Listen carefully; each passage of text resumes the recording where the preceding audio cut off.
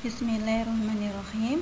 Assalamualaikum warahmatullahi wabarakatuh. Bagaimana kabarnya anak-anak? Semoga masih dalam keadaan sehat walafiat dan tetap semangat. Anak-anak, untuk pertemuan kita kali ini, sebelum kita lanjutkan, mari kita awali terlebih dahulu dengan membaca basmalah. Bismillahirrahmanirrahim. Nah, untuk pertemuan saat ini Ustazah akan menjelaskan tentang jenis-jenis paragraf.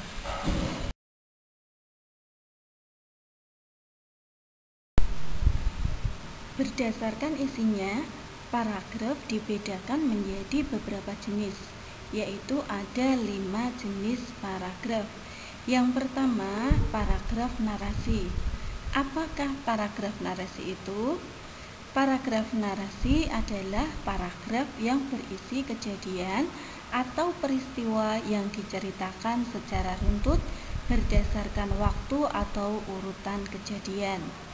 Nah, ciri-cirinya ada tokohnya, latar, dan juga alur ceritanya.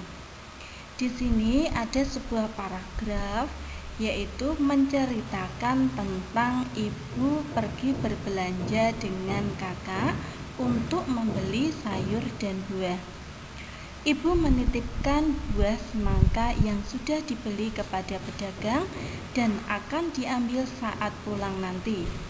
Kakak membantu ibu membawakan beberapa barang dan mengecek barang-barang yang sudah dibeli. Saat akan pulang, ibu lupa mengambil semangka yang dititipkan, sehingga ibu harus kembali ke pasar dan kakak menunggu di luar.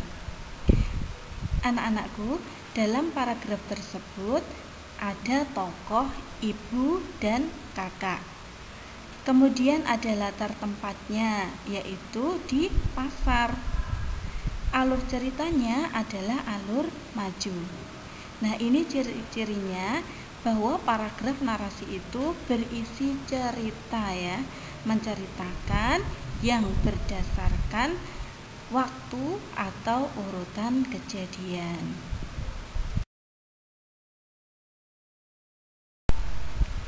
Jenis paragraf yang kedua adalah paragraf deskripsi. Paragraf yang berisi tentang suatu hal yang melibatkan panca indera sehingga pembaca dapat merasakannya. Ciri utama ada objeknya. Ya. Paragraf deskripsi contohnya, bunga mawar merupakan bunga yang memiliki kelopak yang indah. Kelopak bunganya memiliki helai-helai kelopak yang bertumpuk rapi.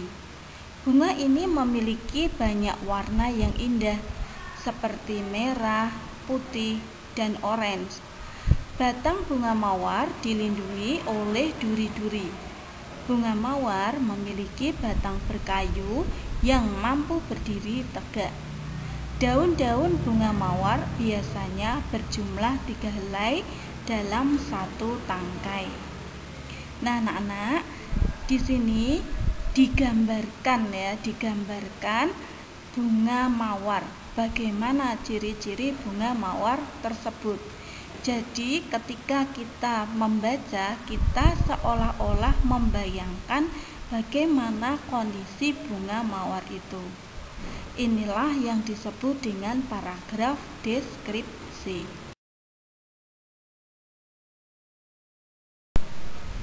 Jenis paragraf yang ketiga yaitu paragraf persuasi. Paragraf persuasi adalah paragraf yang bersifat mengajak pembaca agar melakukan anjuran atau ajakan yang disampaikan. Ciri-cirinya ada kalimat ajakan. Kita perhatikan, tubuh membutuhkan asupan air yang banyak. Kekurangan air dapat menyebabkan dehidrasi dan membuat tubuh menjadi lemas. Oleh karena itu, ayo minum air putih minimal 8 gelas per hari. Nah, di sini ada ajakannya. Ayo minum air putih minimal 8 gelas per hari. Inilah yang disebut dengan ciri-ciri paragraf persuasi.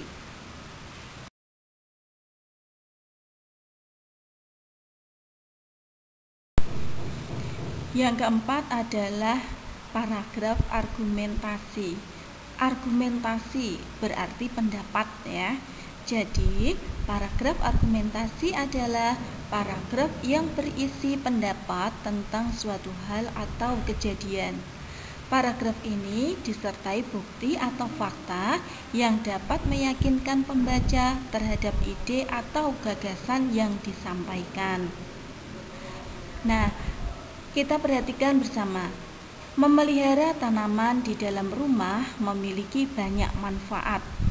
Selain membuat udara menjadi sejuk dan asri, menanam tanaman di dalam rumah juga dapat menjaga sistem kekebalan tubuh dan meningkatkan kemampuan belajar. Hal ini terjadi karena tumbuhan menyerap karbon dioksida dan menghasilkan oksigen untuk kita bernapas. Melihat tanaman hijau di dalam rumah juga dapat membuat perasaan lebih tenang dan santai.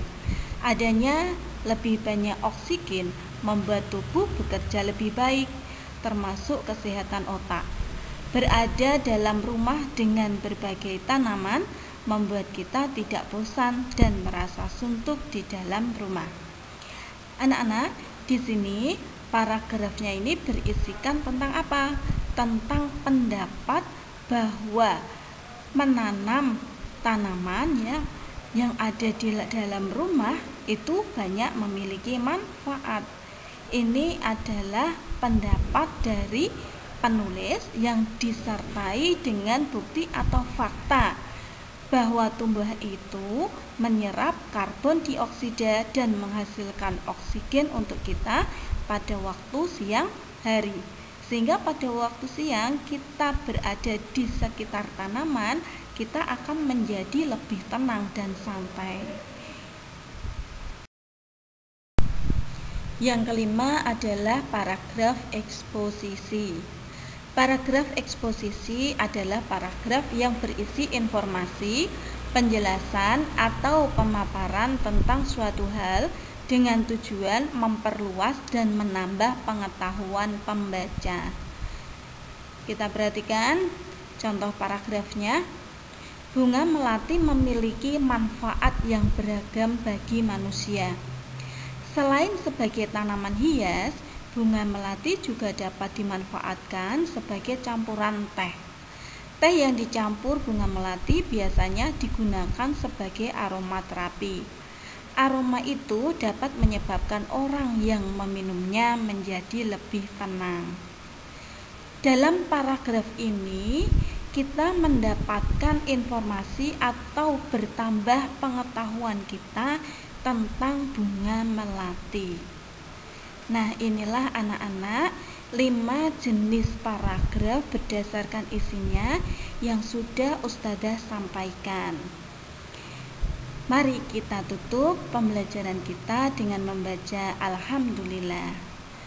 Alhamdulillahirabbil alamin. Billahi taufik wal hidayah. Wassalamualaikum warahmatullahi wabarakatuh.